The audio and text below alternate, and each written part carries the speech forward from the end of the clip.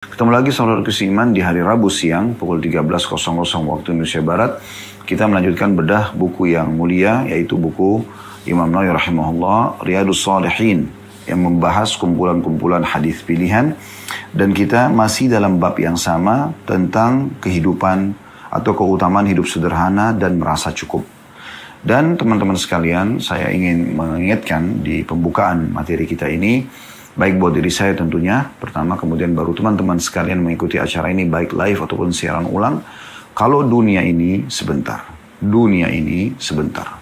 Demi Allah kita akan melalui dunia ini teman-teman sekalian. Dan dunia ini memang penuh dengan suka dan duka. Artinya ada saatnya kita suka, ada saatnya kita duka. Namun Allah subhanahu wa ta'ala telah memberikan kepada kita perangkatnya. Kalau sedang suka, bersyukur. Alhamdulillah. Nikmati selama itu halal. Dan kalau sedang duka, bersabar. Dan juga Allah mengatakan, innama yuwaffas sabiruna ajrahum bighairi hisab. Sesungguhnya orang-orang sabar akan menerima pahalanya tanpa ada batasannya. Jadi memang dua hal ini harus dijadikan sebagai perangkat, ya. Ibaratnya dua buah sayap yang kita gunakan untuk melalui kehidupan kita di muka bumi ini. Dan ini sebentar. Tugas saya dan teman-teman yang menjadi suami hanya sampai ajal datang. Maksimalkan tugas itu. Ya. Ikhlaskan niat. Berikan yang terbaik untuk istri.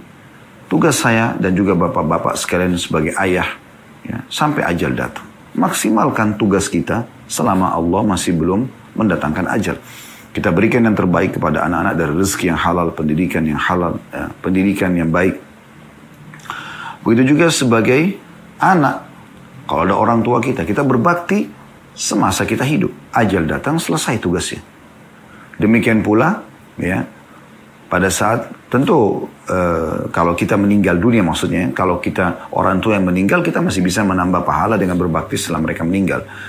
Sebagai sahabat, sebagai bawahan, sebagai atasan, ya, sebagai pemimpin, sebagai bawahan, semua ini hanya sampai ajal datang. Yang perlu kita sadari dan kita renungi bersama teman-teman sekalian, di muka bumi ini kita menjalankan tugas ini semua akan ada pertanggungjawabannya.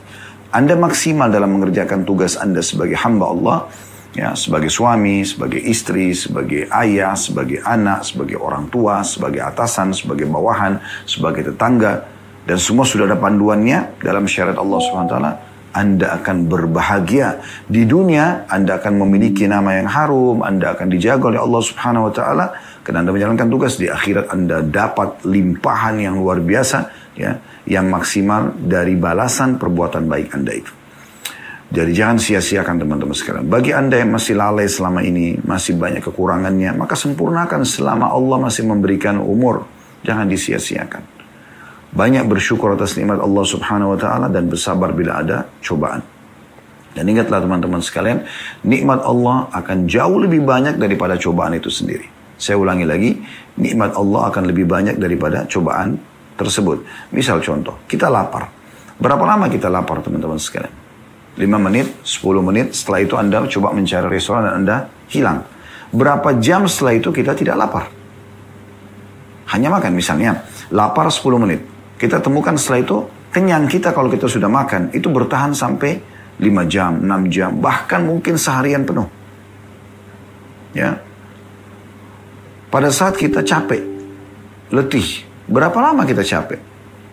Dan setelah kita istirahat, kembali lagi energi kita, berapa lama kita fit? Pasti lebih banyak fitnya daripada capeknya kan gitu. Dari hidup Anda sekarang, coba Anda muhasabah, introspeksi diri.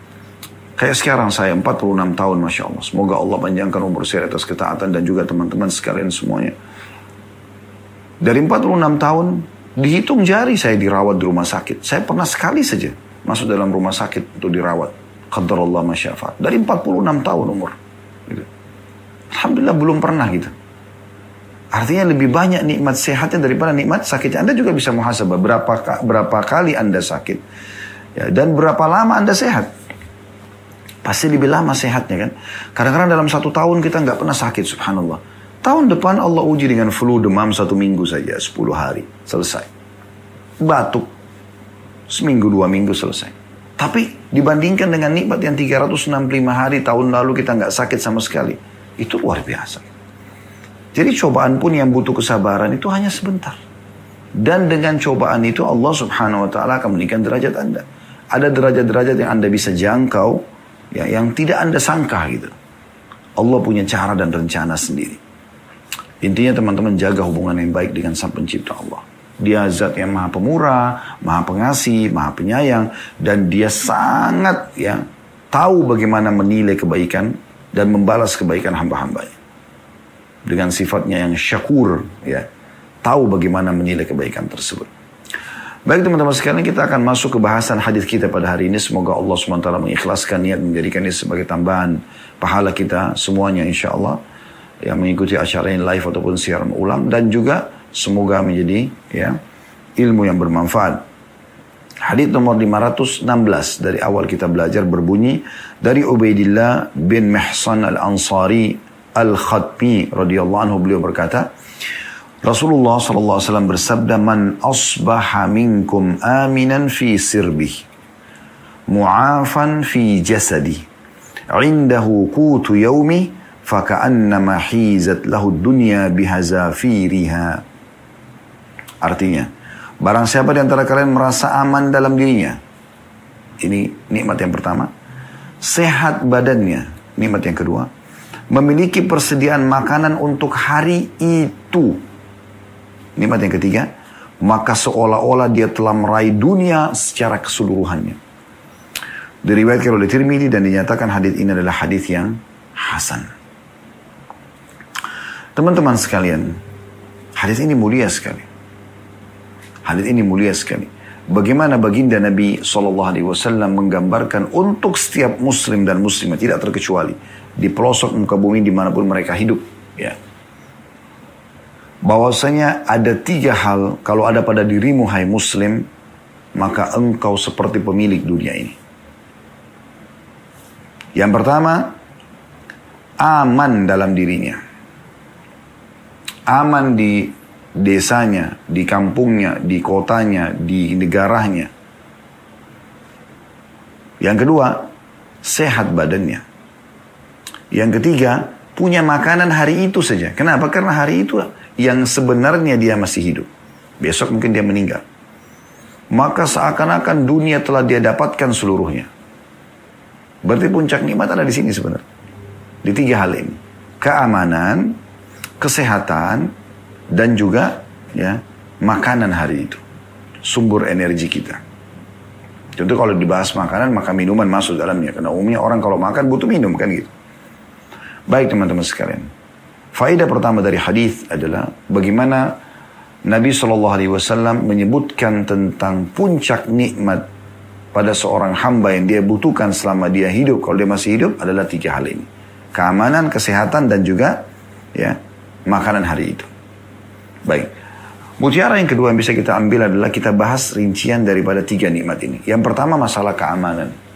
Banyak orang teman-teman sekalian tidak menyadari ini sebuah nikmat yang besar. Saya pernah masuk ke Palestina. Beberapa kali Allah mudahkan kaki saya dengan izin Allah Subhanahu wa taala menginjakkan ke Masjid Aqsa, yang mengunjungi masjid yang mulia ini, dan semoga insya Allah ke depannya berulang-ulang Allah mudahkan kita terus mengunjungi dan sholat di sana dengan izin Allah Subhanahu wa taala bersama dengan jemaah kaum muslimin Indonesia, terutama yang belum pernah menginjakkan kaki di sana. Allahumma amin.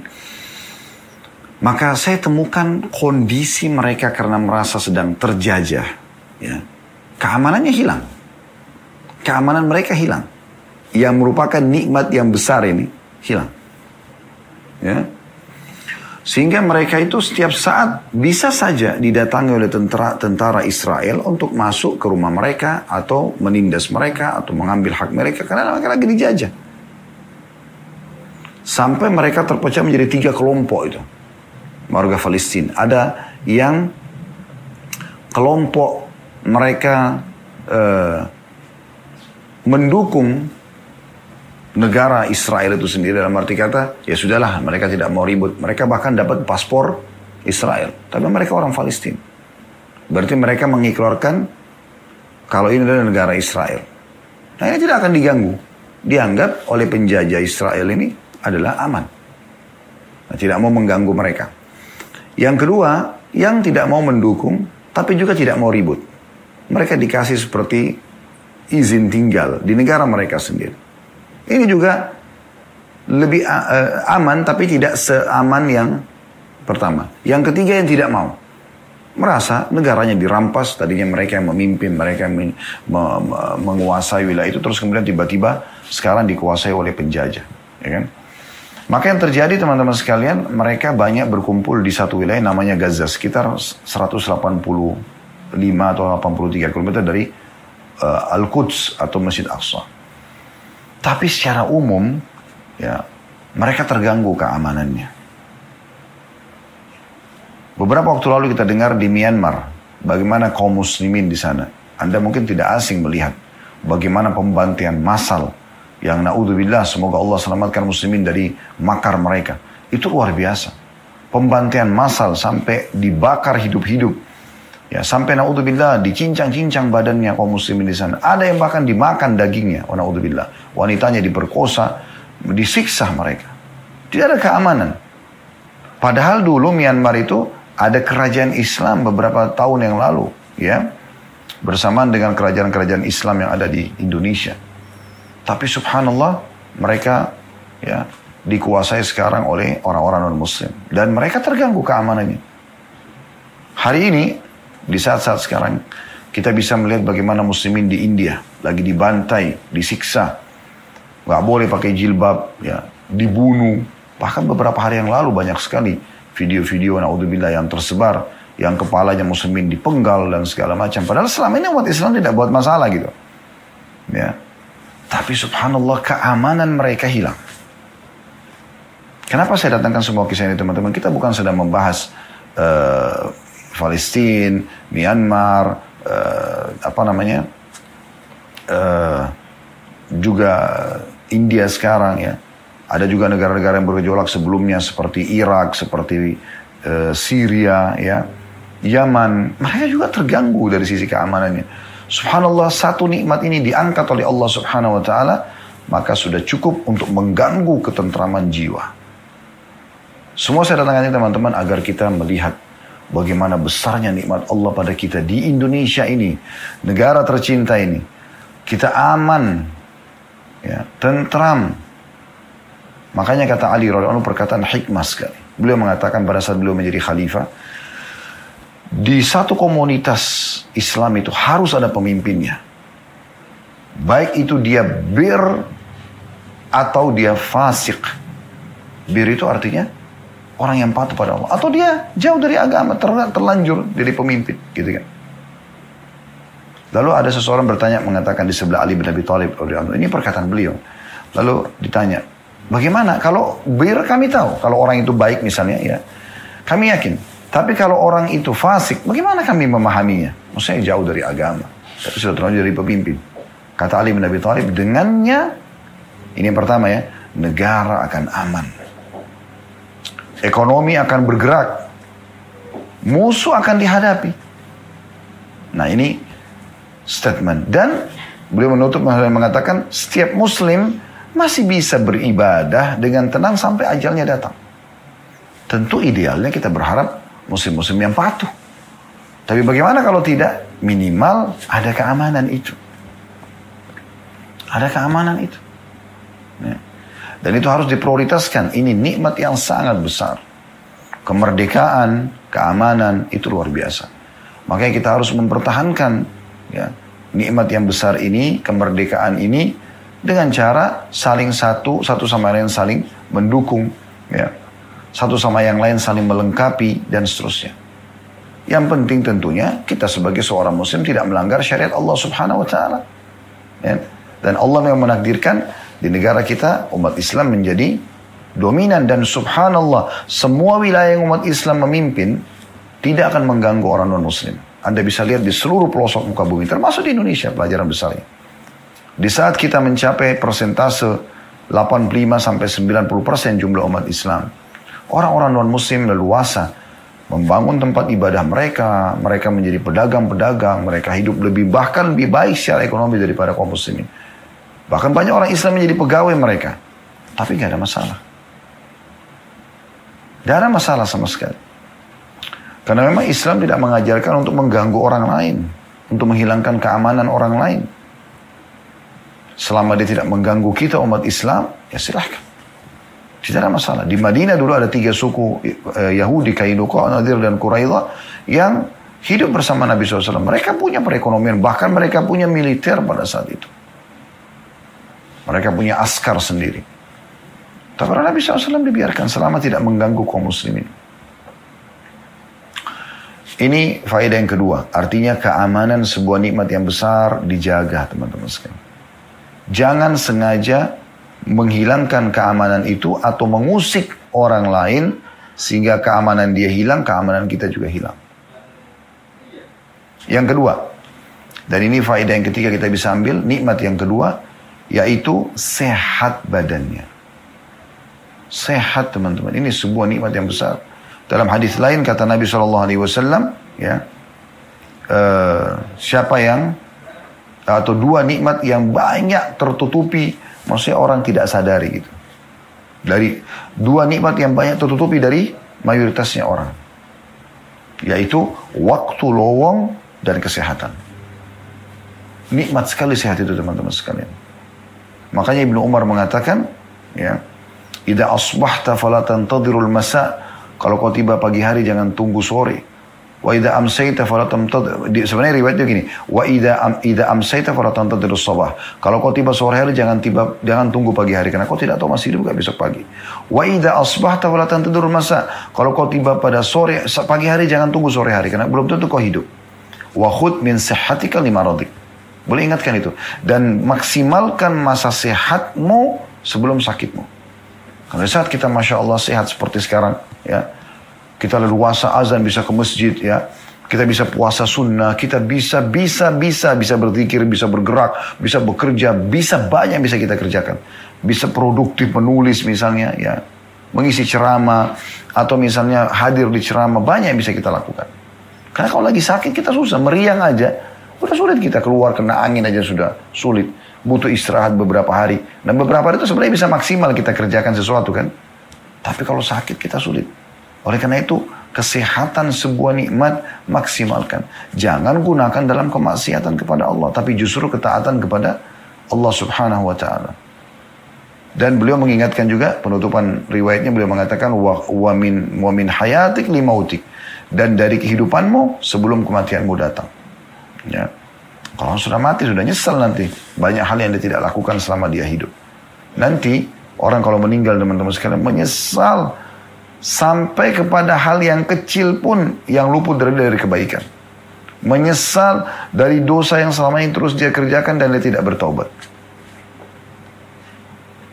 Yang terakhir, teman-teman sekalian, ini mutiara yang keempat, dan ini nikmat yang ketiga dari hadis yang disebutkan oleh Nabi SAW, yaitu indahu kutu yaumi. Dia punya makanan hari itu. Itu sudah luar biasa. Kalau Anda punya makanan setiap saat, lapar tinggal pergi ke kantin kantor, kafetaria, tinggal pergi ke minimarket, tinggal telepon order di satu restoran, atau Anda tinggal janjian sama teman-teman, atau di rumah istri sudah masak dengan masakan yang enak. Ini sebuah nikmat yang luar biasa. Sebelum makan, ya, selain baca bismillah, alhamdulillah alladzi bi ni'matihi tatimmus shalihat. Karena Nabi SAW kalau mendapatkan nikmat, beliau mengatakan itu, segala puji bagi Allah yang, ya, semua kebaikan tersempurnakan dengan izinnya. Dan kalau ada musibah, beliau masih bersyukur, beliau mengatakan juga alhamdulillah ala kulli hal.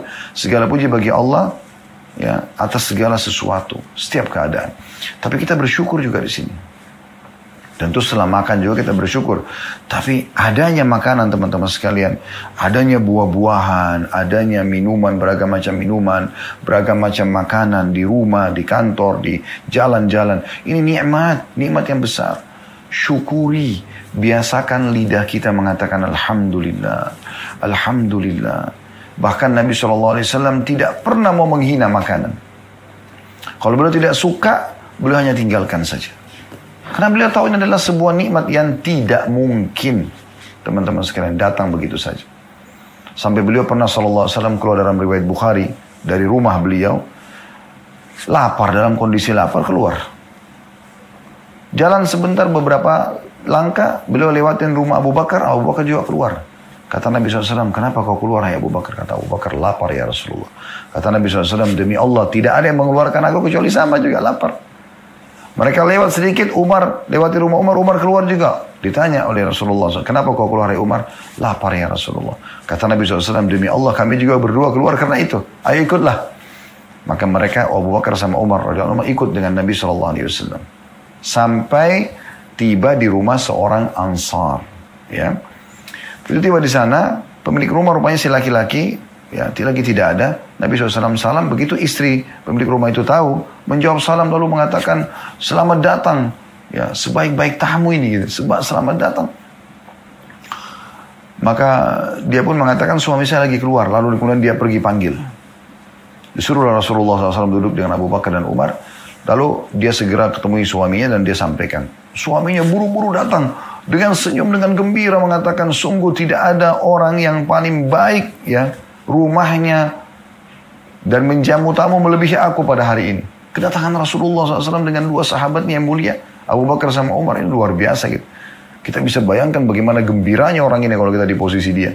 Rasulullah SAW datang ke rumahnya, ini luar biasa. Dan dinukil menjadi sebuah kisah yang setelah 1400 tahun kita pun masih membahasnya pada hari ini. Dan juga akan dibahas terus oleh para dai-dai dan para ulama kita ke depannya. Maka dia pun segera ya, menyambut Nabi SAW dengan gembira, lalu dia naik ke atas sebuah pohon kurma, dia potong satu tangkai. Ya. Biasanya tangkai ini tidak dipotong ya, cuma dipetik kurmanya saja. Tapi kalau orang Arab ingin menghormati orang lain, biasanya dia potong dengan tangkainya. Kemudian diambillah tangkai itu. Diambillah tangkai itu lalu dihidangkan. Ini menandakan ke penghormatan ekstra gitu. Dan dibawa kepada Nabi SAW. Kata Nabi SAW, sebenarnya sudah cukup engkau mengambil yang sudah matang saja. Tapi dia mengatakan, ya Rasulullah, saya ingin menghormati Anda. Kemudian dia menyembeli satu domba yang dia miliki. Dimasaklah dengan makanan yang sangat luar biasa gitu kan. Setelah itu terhidangkan makanan tersebut. Lalu Nabi SAW dengan Abu Bakar dan Umar dan pemilik rumah makan. Ya.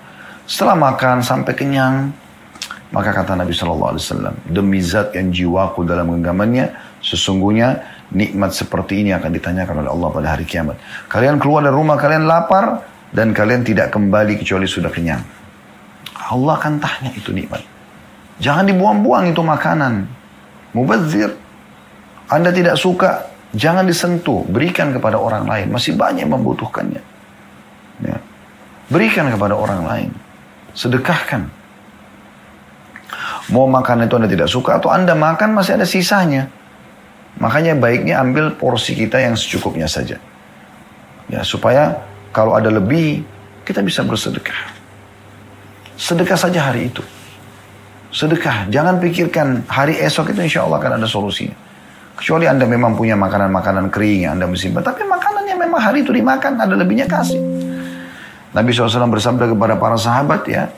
Ada seorang sahabat Nabi SAW mengatakan, lebihkanlah kalau kau masak dan berikanlah kepada para tetanggamu. Berbagi kepada tetangga, kepada orang-orang yang ada di sekitar kita. Supaya kita mendapatkan pahala, keberkahan. Itu mutiara yang keempat dari hadis dan ini nikmat yang ketiga yang disebutkan. Kemudian kita ambil mutiara yang kelima dari hadis ya. Karena mutiara pertama tadi bagaimana Nabi SAW menyimpulkan nikmat itu ada pada tiga ini. Lalu kemudian mutiara kedua, ketiga, keempat kita rincikan ketiga nikmat ini. Ya, nikmat tentang aman, keamanan, kemerdekaan, kemudian kesehatan dan juga makanan hari itu. Kita ambil mutiara yang kelima teman-teman sekalian adalah potongan sabda Nabi SAW. Faka'anna mahizat lahu dunya bihazafiriha. Maka seakan-akan dunia semuanya sudah berkumpul padanya. Perlu Anda garis bawahi teman-teman sekalian, Islam ini memandang dunia sangat kecil. Kecil sekali. Dan ditanamkan di jiwa setiap orang beriman kalau dunia ini bukan target. Makanya pada saat pasukan muslimin datang ke Persia, gitu kan, mereka penampilannya seperti Arab-Arab Badui, pakaiannya biasa, gitu kan, perangkat perangnya juga ala kadarnya, datang ke wilayah Persia waktu itu negara adikuasa, gitu, menguasai hampir setengah dunia, gitu kan.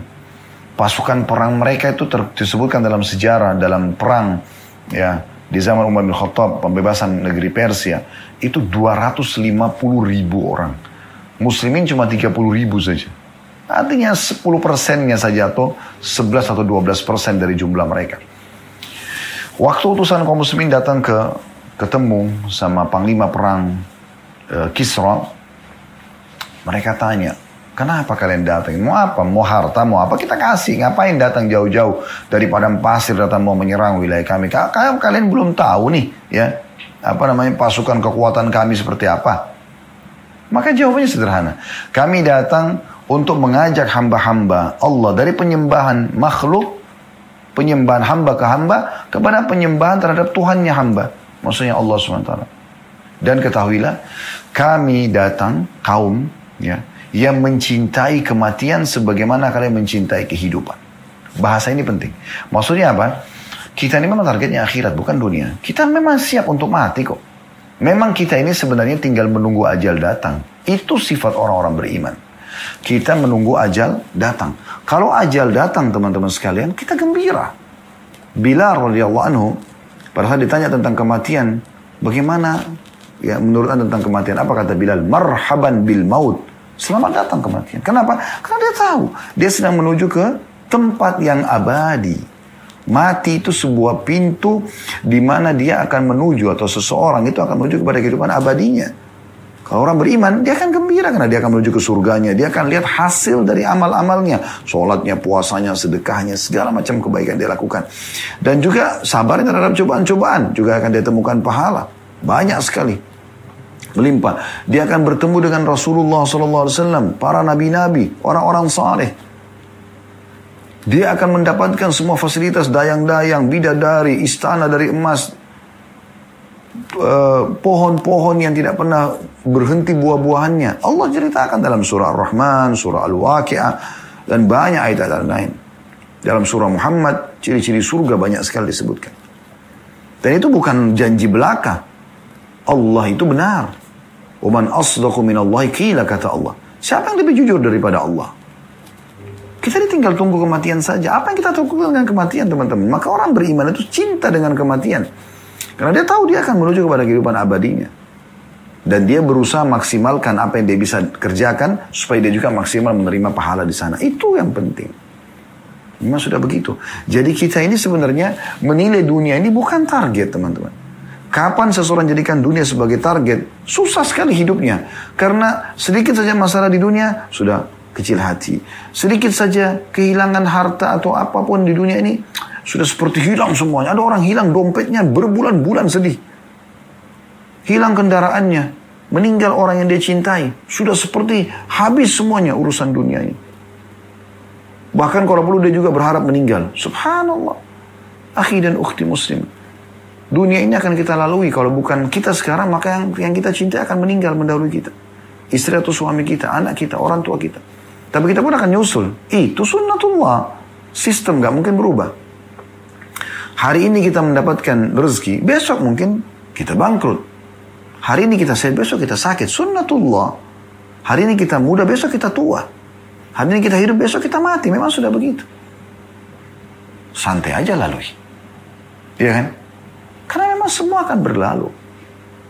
Tinggal yang terpenting, jangan rusak hubunganmu dengan Tuhanmu, hai muslim. Itu yang paling penting.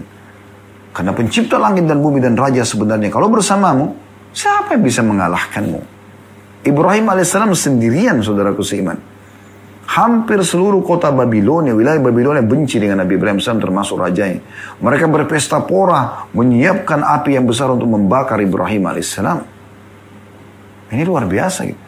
Tapi karena Ibrahim alaihissalam bersama dengan Rabbul Alamin, Tuhan alam semesta, maka Allah selamatkan. Tidak usah peduli. Selama Anda bersama Allah. Yang jadi masalah, kalau Anda mengejar ridho manusia, dan Anda melanggar ya apa yang Sang Pencipta perintahkan, Allah akan balik nanti, orang-orang akan membenci Anda. Tapi kalau Anda bersama Allah, Allah akan balik kebencian orang menjadi suka dengan Anda. Tidak usah habiskan energi, teman-teman sekalian. Allah subhanahu wa ta'ala punya cara. Jaga hubungan baik dengan Allah. Saran kami, kembali dengar di playlist YouTube ceramah kami, kenalilah Tuhanmu, engkau akan bahagia. Ya. Kemudian ada juga judul lain, indahnya berhubungan dengan Sang Pencipta. Ada juga judul yang lain, saudaraku inilah rahasia rezekimu. Ada juga judul yang lain, saudaraku inilah pondasi agamamu. Semua ini berbicara tentang bagaimana indahnya berhubungan dengan Allah Subhanahu wa taala dan bagaimana harusnya seorang beriman itu bersikap. Bersikap. Nikmat yang ada bersyukur, cobaan yang ada dia bersabar.